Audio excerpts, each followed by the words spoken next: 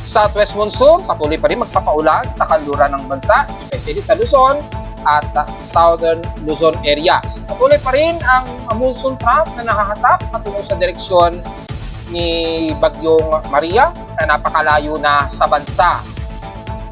At medyo good news, global temperature sa nakaraang buwan, bahagyang bumaba. Indikasyon na ba ito na pagtutigting sa pagkontrol ng ating klima o climate? Alamin.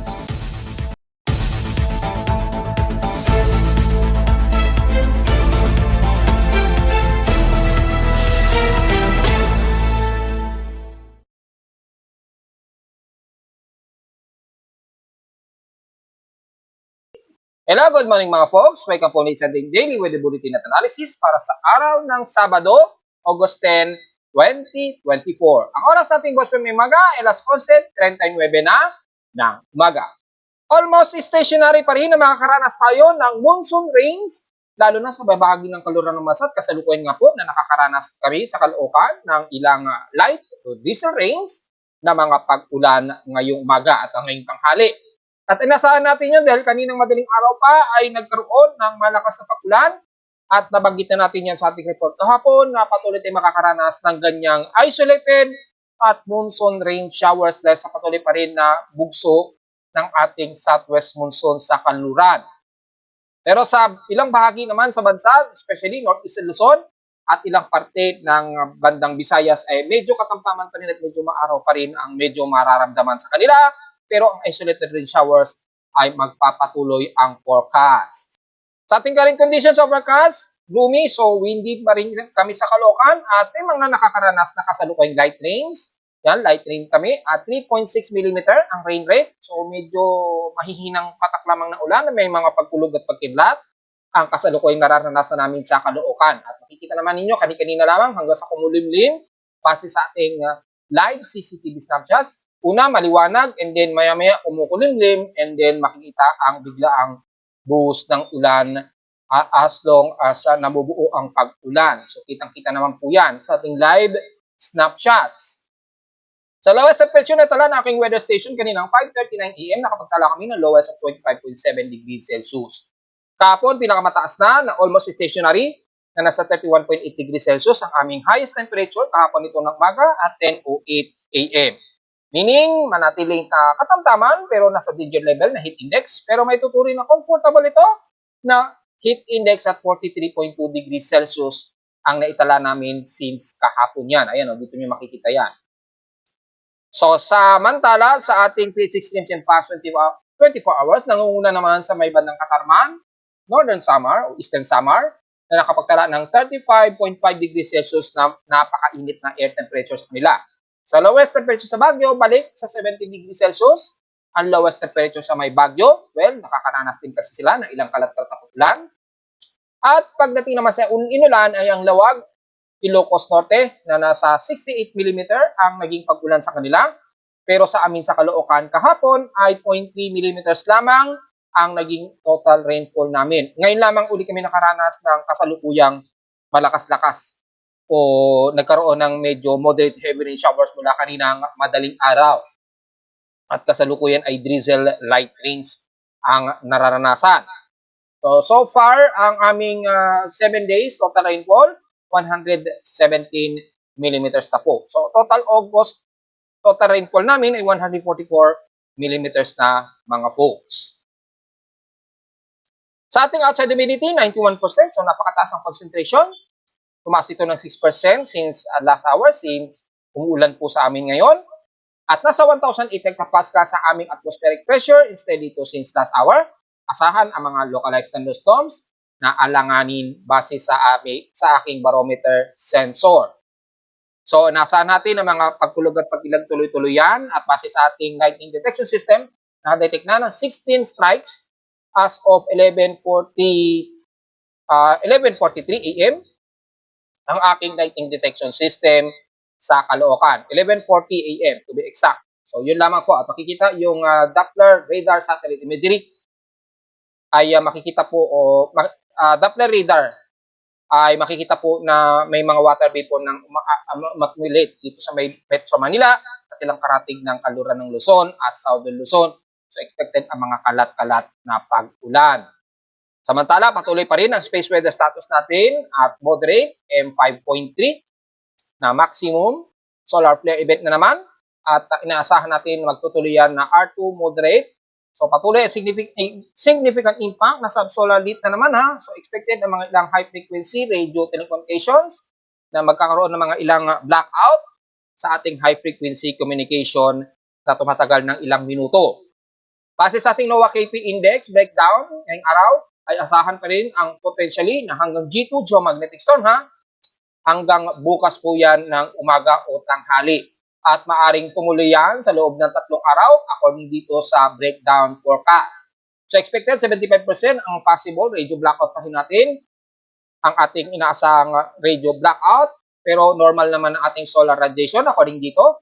So patuloy pa rin ang burst dahil nga po nakatutok sa Earth. Ang binabanggit natin kahapon pa na malaking solar sunspots na AR3780. So, wag sanang magkaroon ng biglaang napakalakas na coronal mass ejection habang nakatutok sa Earth dahil sigurado sa pool po tayo niyan. Pero kasalukuyan, at least nagmo-moderate lamang. So, hopefully, wag siyang mag-burst ng mas malalawak. So, mataas ang ating daily sunspot number at 382 dahil nga rin sa napakalawak nitong sunspot na ito.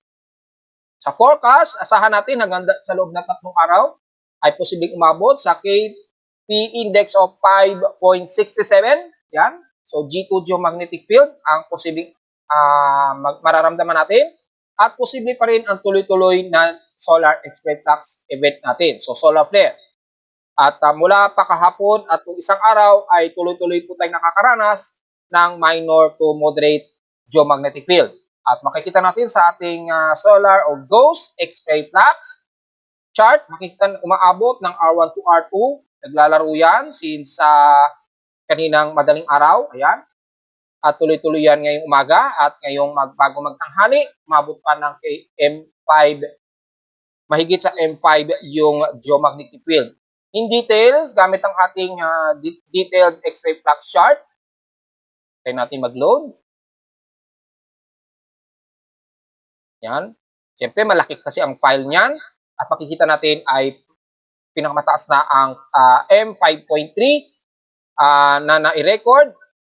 Yan, kung i-ano natin, yung pinaka-maximum ay kaninang 10:37 AM nga po ito naganap. So, asahan pa rin na magkakaroon ng mga HF propagations at mga interruptions. So far, hindi pa naman masyado malaki apektado sa ating auroral activity. Pero yung ating vertical TEC, patuloy tayong makakaranas dito sa may bandang Mid-Pacific at bandang Western Pacific. So far, hindi naman masyadong malala, pero expected ang solar wind ay maaaring umabot ng mahigit sa 600 to 700 km a second ang nararanasan natin ngayong araw. At posibleng magtagal yan hanggang bukas po ayon dito sa ating binabantayang solar wind chart. Ayan, no? Rekta sa Earth, yung medyo malakas na CME na to, yung solar flare na to, ayan, no, mula sa pinaka-image. So, medyo dumidirekta. Nasa around 25 MHz po ang ating degraded frequency. Apektado po ang Pilipinas, rekta. Yan, kasama na ilang kapitbahay natin sa China at ilang bahagi ng Southeast Asia. So, asahan natin na magkakaroon ng mga ilang radio interruption. Dahil ating absorption, nasa mahigit 25 MHz ang degraded frequency. Hindi naman sobrang lala sa ngayon, pero at least humihigit sa 25 MHz. Asahan natin between 20 to 80 meters, mababa pa rin at solar flare probability at more than 67%. So expected ang mga ilang minor interruptions at posibleng mga electrical fluxes na magkakaroon ng medyo magkakadyot yung mga ating electrical supplies. So take note yan. And so far, ayun lamang ating may report since wala namang solar wind detection na above normal speed. Nagpa-fluctuate lamang yung above normal speed ng ating solar wind. So yun lamang ating abahangan lalo na sa ating solar X-ray events na inaasahan nating mas madalas magaganap. Samantala sa ating tide status ay meron tayong 1 hour and 35 minutes to maximum high tide. So expected 1:23 PM po yun. Kasalukuyan pa maximum high tide pa lang tayo. So kung sisilipin natin kung lagpas mo ito sa 1 meter ang magiging taas, well, hindi naman. So far, base dito ay maximum of bandang 0.6 kaninang madaling araw at mamaya ay 0.9 meters po ang pinakamataas. So medyo mataas pa rin ang level ng tubig despite na hindi na umabot o halos magwa 1 meter lamang ang taas nito mamaya-maya. So pwede po pumalaot ang ating mga gustong mag-harvest ng mga mangingisda ngayong araw. So far wala namang din problema maliban lamang sa may oil spill diyan sa may bandang Zambales, Bataan at diyan sa may bandang malapit sa may Manila Bay. Ingat na lamang po dahil patuloy pa rin ang pollution ng oil spill sa paligid na yan. So, hopefully, maayos na ating gobyerno ang malinis yung paligid na yan. So, medyo iwas muna kayo dyan and the rest naman ay normal naman ang ating karagatan. Mataas lamang ang high tide pero yung pag-alon, kung sisilipin natin gamit ang ating global forecast assessment para sa tropical wave height, makikita natin wala namang nakataas na gale warning at matinding taas ng alon sa buong bansa. So wala tayong magiging komento dyan. Diretso lang po tayo, mga folks. Sa ating almanak naman, sumikat ang haring araw kaninang 5:41 AM at inasang lulubog ito mamayang 6:21 PM. Ang ating 27% illuminated na po yung liwanag ng buwan, waxing crescent, ay kasisikat lamang kaninang nitong 10 AM, 10:04 AM to be exact. Nasa moon elevation ito at 25 degrees, so kamo-moonrise lamang. So sa mga stargazers natin, pwedeng makita yan kung medyo lit ang liwanag ng ating paligid ngayong araw. Sa mga makikita po yan. At paglubog naman nito mamaya ay mamayang 10:01 PM na po. At sa ating local weather outlook para ngayong Sabado, hanggang bukas na ng linggo, nasa partly cloudy ang ating maghapon at patuloy pa rin ang stationary na localized thunderstorms, mapahapon man yan gabi o madaling araw kinabukasan. Ganon din bukas, magiging partly cloudy maghapon at localized thunderstorms pa rin. So almost stationary na sa loob na ng isang linggo, mga folks. At highest and lowest temperature expected natin, 32 degrees Celsius maximum. Lowest temperature expected ay 26 to 27 degrees Celsius. Sa VC short-term weather forecast natin hanggang this coming weekdays ay makikitang halos stationary na makakaranas tayo ng mga ilang isolated rain showers. Kalat-kalat ito. Base dito, mga 40%, 20%, yan, hanggang 50% by this next week na darating. So, maaaring magbago pa yan, depende pagdating ng every 6-hour period forecast. Pero malinaw na magkakaroon tayo ng mga isolated rain showers pa rin sa Metro Manila at Karatig City sa NCR. Diretso agad sa ating ginagamit na satellite imagery, makikita po yung malinaw na daloy ng southwest monsoon gamit ang ating infrared RGB 2 color. At kitang-kita po natin yung daloy ng southwest monsoon na nag-iibayo mula sa kanluran bahagi ng bansa, lalo na sa hilagang kanluran ng Northern Luzon. So nakakaranas kayo ng mga kalat-kalat na pag-ulan ang bahagi ng yan ng northwestern Luzon. Kalat-kalat na pag-ulan na ulap, lalo na sa bahagi niya yan ng Pangasinan, ilang pati ng Ilocos Norte, pagmat katamtaman, partly tumusikaw di ang nalalabi, lalo na sa bahagi nito ng Lawag at ilang areas ng Apari, pero patuloy pa rin ang medyo maulap at medyo katamtaman ang lagay dito sa may bandang hilagang silangan ng Luzon. At especially sa Cagayan Valley ay katamtaman ang magiging lagay ng panahon sa inyo dyan. Kung babasahin natin, mataas ang temperatura sa Tugigaraw, so asahan na maalinsangan pa rin ang nararanasan dito sa may bahagi ng hilagang silangan ng Luzon, pababa na ng bandang Isabela area at Kasiguran. Bagamat may focus pa rin mga isolated rain showers and localized thunderstorms sa lahat ng silangan ng Northern Luzon, pababa ng bandang Quezon Province at Camarines Norte, inaasahan pa rin ng medyo mas mataas ang temperatura at medyo katamtaman ang lagay ng panahon. Hindi kagaya sa kanluran na mas madalas nakakaranas ng mga pagkulog at pagkidlat bagay sa may bandang Zambales, Pangasinan. Ilang bahagi na yan ng Zambales, Angeles, Pampanga, Olongapo kasama na ilang parte ng Bulacan. Siyempre, ang Metro Manila ay hindi rin Luzon. Extended na yan hanggang bandang Taytay at papunta din sa bandang Infanta, Quezon. Makakaranas tayo ng mga kalat-kalat na pag-ulan, ng mga ilang moderate and heavy rain showers, lalo na sa gabi o madaling araw. So, take it dyan. At ilang bahagi ng Calabarzon area, especially sa west portions ng bandang Tagaytay at Batangas area. Dito sa may bandang sentro o eastern part ng Batangas Laguna area, medyo katamtaman tayo dyan at medyo maaraw ang ating paligid. Isolated lang din at forecasted lang din ng mga inaasahang localized thunderstorms sa hapon, sa gabi o madaling araw pa rin ang mararanasan. Sa buong Mimaropa naman, kung titingnan, ay mas makakaranas pa rin tayo ng mga isolated localized thunderstorms, lalo na sa Occidental Mindolo, lalo na sa may bandang Lubang Island. Papasok na yun ang bandang Paluan, Mamburao, hanggang dyan sa may bandang Puerto Galera area. Pero pagdating naman dito sa bahagi ng Occidental Mindoro, Oriental Mindoro rather, ay medyo katamtaman at medyo maaraw po tayo dyan, kasama na ang bahagi ng South Luzon sa may Marinduque at ilang bahagi nga po ng Romblon area. Alanganin ang magiging mga maulap at magiging gloomy ang areas na yan. Pero sa may bahagi ng Palawan ay overcast and gloomy po tayo dyan. Expected pa rin ng mga isolated rain showers and some moderate and heavy rain showers sa hapon o ngayong tanghali at hapon, lalo na sa bahagi nito ng Coron, Palawan, El Nido hanggang San Vicente po. Pero sa may bandang Puerto Princesa, pababa ng Balabac, medyo katamtaman. Gloomy tayo dyan, so expected ang isolated rain showers and localized thunderstorms maging sa hapon o sa gabi. Wala naman sa may bandang Bicol region ay mula sa Ilocos, Camarines Norte rather. Bukod sa medyo katamtaman tayo dyan, ay asahan pa rin mga isolated rain showers pagdating ng hapon. Pero sa ngayon, medyo mataas ang temperatura nyo na bahagya dyan. Pero pagpasok ng bandang Camarines Sur, mula Naga hanggang dyan na sa bahagi ng Tabaco at Legazpi, magiging overcast gloomy tayo dyan at asahan ang kalat-kalat na pag-ulan na nararanasan ngayon ng mga taga-Legazpi, Sorsogon, kabilang na ang Catanduanes at Caramuan. So magdala na pananggalang sa ulan ngayong tanghali dahil nakakaranas kayo dyan ng kalat-kalat na pag-ulan, kabilang na ang Burias Island, Ticao Island at Masbate. So ingat na lamang kung sakaling magkaroon ng mga ilang sudden heavy rains, ingat sa posibleng pagbaha just in case. Sa lalabi naman ng Visayas, magiging gloomy ang paligid natin, isolated and scattered rain showers po ang entirely ng Visayas.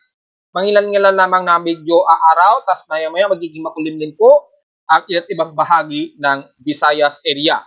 So mapapasilangan man yan, mapakanluran ng Visayas, hindi na natin masyado isa-isahin dahil very gloomy po ang paligid natin dyan dahil sa patuloy pa rin ang southwesterly wind flow na dumadaloy dyan.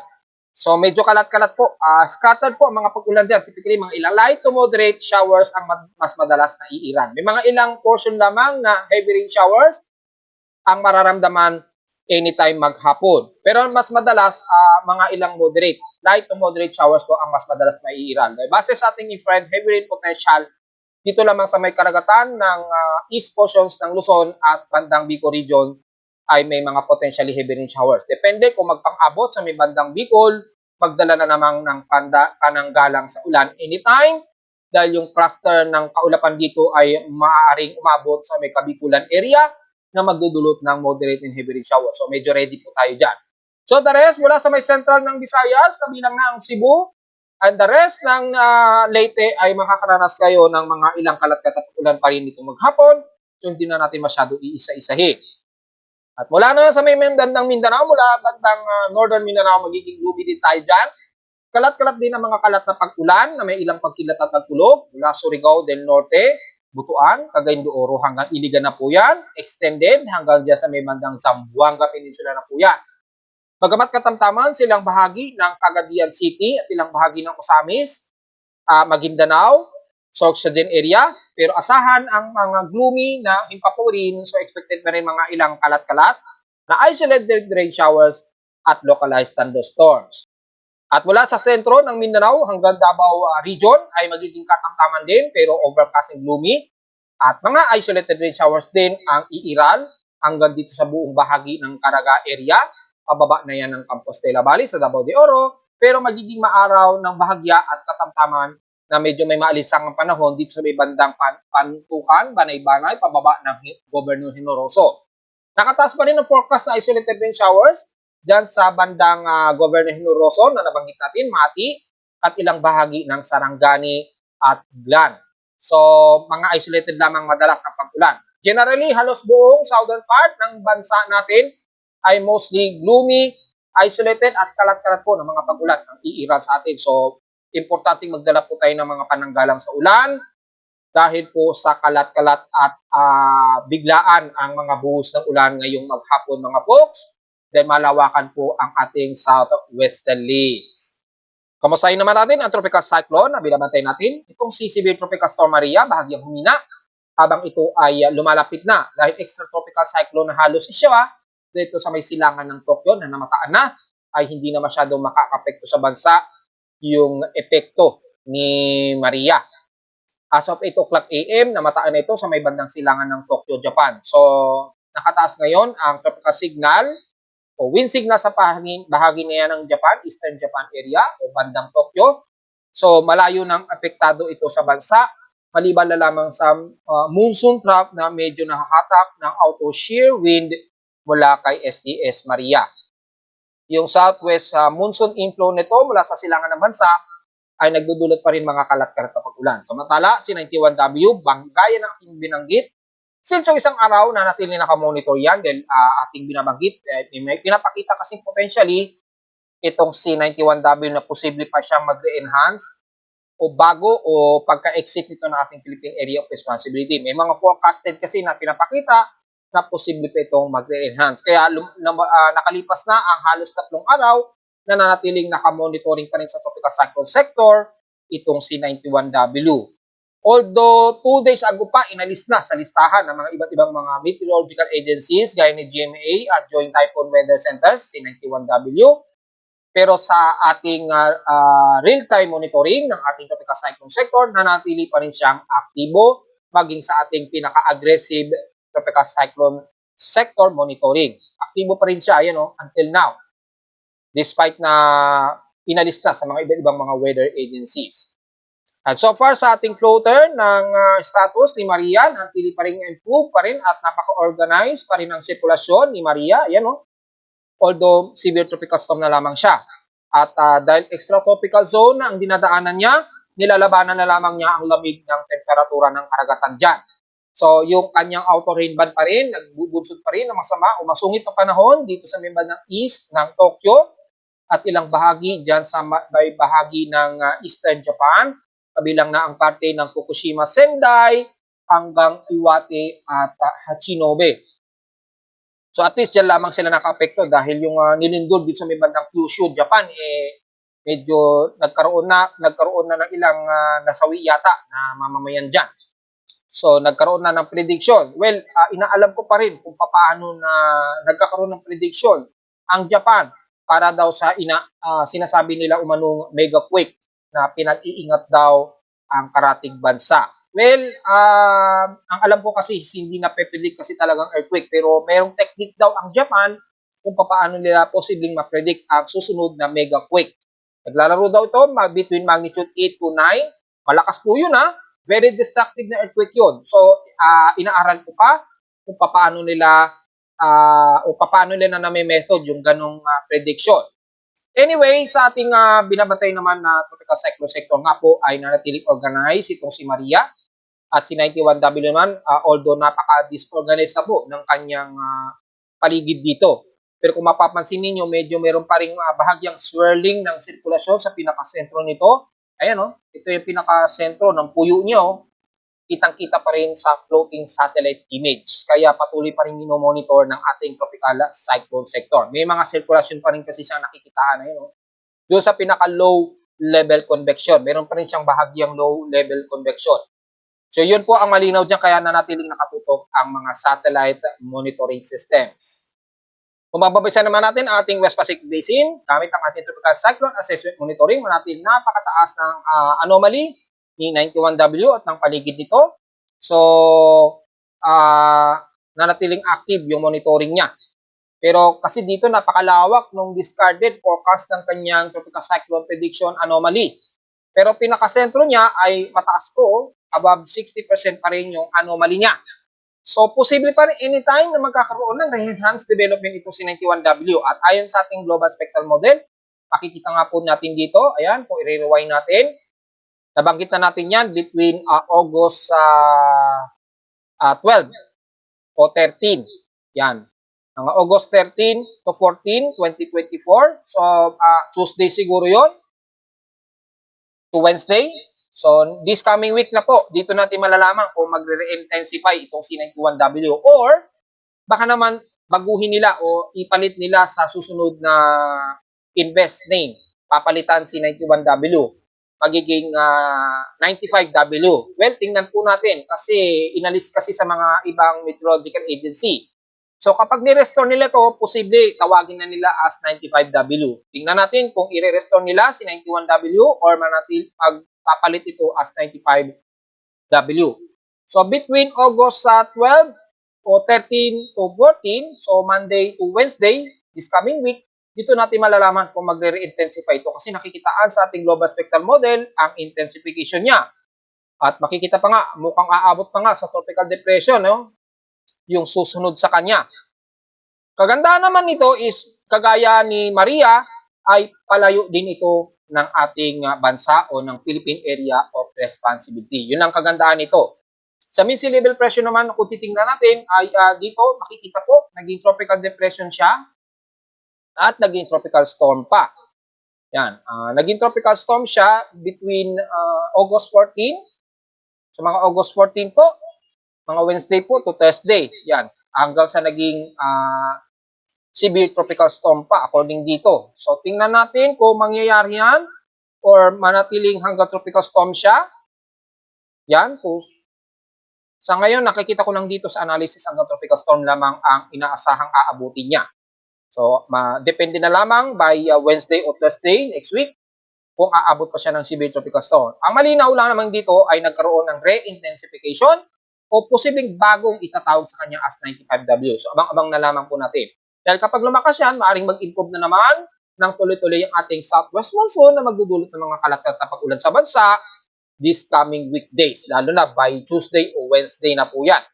So, inaasahan natin by Wednesday hanggang Thursday o Friday, expected, makakaranas na naman tayo ng monsoon rainfall, lalo na sa kanlurang bahagi ng bansa. Yan po ang malinaw dyan mga folks. Samantala sa ating monitoring, sa ating global temperature ng ating GIS temp, nag-update na po yung ating global GIS temp mula sa aking monitoring system. Makikita po na medyo good news. Bahagya po bumaba ang temperatura last month ng July. Mula nung June na 2.41. Tapos ito ay last year kasi pinakamataas 2.61 nung July last year. Ngayon 2.63. So medyo nag-stable siya o nag-stationary lamang siya sa 2.6 degrees Celsius ang temperatura. At least hindi tumaas. Di kagaya last year. So hopefully tuloy-tuloy yan. Kapag kaganyan po, mareretain po sa at least 1.2 degrees Celsius o 1.22 degrees Celsius ang pinaka-above average temperature natin sa mundo. Ayon dito sa ating global temperature anomaly map. Between 1951 to 1980 analysis ito. So kung hindi yan magbabago at magre-retain yan, ay medyo maganda na rin dahil hindi madadagdagan ang ating temperatura. Pero sana mas bumaba pa yan sa mga susunod na buwan hanggang sa susunod na taon. So, yun ang medyo good news natin na malabas, magre-retain sa 1.22 degrees Celsius ang magiging temperatura natin. Yan ang medyo magandang balita, mga folks. Pero yung pagdating ng summer kasi natin, dito medyo hindi maganda dahil talaga nag-a-above ng halos 1.6 degrees Celsius ang nadagdagan. So, 0.63 posible pa umabot ng halos 1.9 degrees Celsius ang above average temperature natin sa bansa kapag hindi yan bumaba. So tingnan na lamang po natin yan mga folks. At least malinaw ay stationary sa 1.2 degrees Celsius ang ating retained temperature for the month of July. Well, tingnan natin for next month, by month of August, sana ay retain lang din o wag tumaas yung pinaka-temperatura sa buong mundo. Antay na lang naman natin yung update sa Japan dahil wala pang update para sa month of July. So magka-update tayo, tapos natin sa Facebook page yung update sa Asia, sa Southeast Asia na global temperature. Sa ngayon, ay ang ibang bansa. Gaya na lamang ng UKMO, ng NOAA, yan, ang mga yan ay nakapag-update na po ng ating global temperature. So wala tayong masyadong kaba, at least retain lamang siya na hindi lumagpas ng 1.5 degrees Celsius. Samantala sa ulat lindol, mukhang merong na naman na medyo aftershocks. Tingnan natin kung sa Japan ba ito manggagaling. Silipin natin yung World Global Earthquakes natin, monitoring. Meron dito, magnitude 6.5 sa may bandang Sea of Oz. Pero sa may sakop ito ng Hakodate o southwest ng Hakodate, Japan. So, sa Japan, Hokkaido, Japan region po ito. Magnitude 5.2. Dito, 6.5. Dito sa may bandang Russia. Pero dito, nagkaroon ng magnitude 5.2. Malapit sa Hokkaido, Japan. Paglindol. Well, so far, in past 2 hours, wala namang sumunod na mas malakas na pagyanig. Dito, pinakamalapit, Kermadec Islands. Well, kung sisilipin natin, malapit sa Pilipinas. So far, ang bandang Sumba region lamang ang nagkaroon ng pagyanig. So, maaaring ito ay sa aftershock sa Japan, sa may bandang Kyushu. Hindi natin sigurado dahil may na-detect kasi na isang medyo malakas na paglindol ang na-detect. Pero maaaring sa may bandang Kermadec Islands yan, kung hindi sa Kyushu. Malalaman natin in calculation, kukumpute po natin dahil ang oras nito ay starting point mga 11:33 AM ngayong umaga. So tingnan natin kung anong magmamatch yan ng 11:33 AM. Kung sisilipin natin dito, so far 11:28. So malamang ito to sa may bandang Russia. Magnitude 6.5 po kasi to yung na-detect. Yan, sa Sea of Okhotsk, Russia. May lalim na 400 km. Naganap ito 11:28 AM. So nag-travel to na halos 30 minutes, 20 minutes bago nag-arrive sa aking seismometer sa Caloocan. Yan, 11:28 oras natin sa Pilipinas yan. Magnitude 6.5 na may lalim ng 400 km. So malalim nito, masyadong malalim, buti na lamang mas malalim. So medyo maliit lamang ang possible na damage structure, pero yung vibration abot yan hanggang sa Pilipinas. So ipopost na lamang natin yung update niyan sa Facebook page, mga folks. Samantala, sa local earthquakes naman natin sa bansa, hindi siya nag-update. So kung titingnan natin dito sa ating historical earthquake data, tingnan natin kung magre-update, hindi pa nag-auto-refresh. Well, nag-automatic refresh siya. So, iloload natin ang month of August. Yan. May total of 626 earthquake na po tayo. So, mabilis. At 590 dito, magnitude 2.0. 28 na sa magnitude 4.0 pataas. At nanatiling walang nagdagdagan so far sa ating magnitude 5.0. Nanatiling 3 at 2 sa magnitude 6.0 pataas. So, medyo marami na kagad ang mga total earthquakes natin. Nasa 626 earthquakes na agad ang total natin for the month of August 2024. Ang dami na kagad ang mga paglindol na nadidetect. So, mukhang lumalabas, may nadagdagan tayo na at least isa o dalawang magnitude 4.0. Hindi pa natin ma-view dahil hindi pa nagre-refresh yung ating local latest earthquakes. Pero kung titingnan natin dito sa ating nearby, ay so far ay merong at least pinaka-latest, magnitude 4.5. Ayan sa may bandang Santa Maria. So, mukhang meron nga. Malamang sa Surigao del Sur na naman po ito. Ingat po sa mga kababayan natin, lalo na sa may bandang Lingig, east ng Lingig, Surigao del Sur po, kabilang na ang Katiil. So, ingat na lamang po sa mga kababayan natin, just in case. The rest naman, kung titingnan natin dito, i-review natin, mukhang ganun din. Surigao del Sur din ang madalas na niyayanig since kahapon at ngayong araw. Pero dito, medyo mahihina lang, mga magnitude 3. Wala pa namang magnitude 4 na naitala. Sa ating local earthquake monitoring, mukhang meron na. So, hindi pa lang nag-update. Well, malinaw naman sa ating historical earthquake, merong nadagdagan sa ating magnitude 4.0 pataas. At narito naman ating 3D to the weather forecast para sa araw ng Sabado, August 10, 2024.